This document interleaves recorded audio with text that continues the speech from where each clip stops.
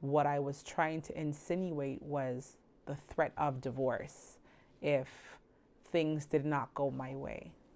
Hey sis, welcome to the table. Welcome to my series called Have a Seat, where I share my personal stories and experiences with you as a wife of 7.5 years in hopes to build community, unity, and a safe space for us to talk for real. Okay, so let's talk about a very important topic, which I don't feel is discussed as often, which is threatening to leave your marriage. I remember very early on in our marriage, I used the words like, well, if this doesn't change, I'm leaving. Or if you don't do this, I'm leaving.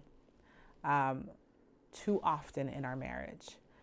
What I was trying to insinuate was the threat of divorce if things did not go my way.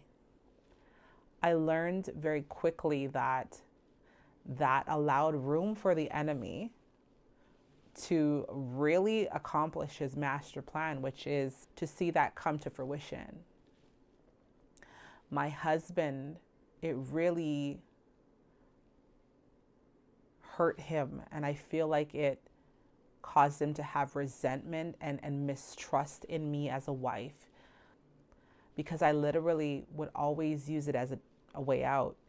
And so it created an unsafe environment for us to grow as a couple. Through counseling, I learned that this is not something that you play with. It's not something that you throw around to get a reaction from your partner. Marriage is very sacred, and the words that we say can open the door for these things to actually fulfill themselves. And so I would encourage us as wives to, if we're unhappy with something or something is a concern for us, that to be honest, we refrain from using that phrase. I feel like this generation that we're living in is just quick to pick up and leave, pack up and go when things are not going our way.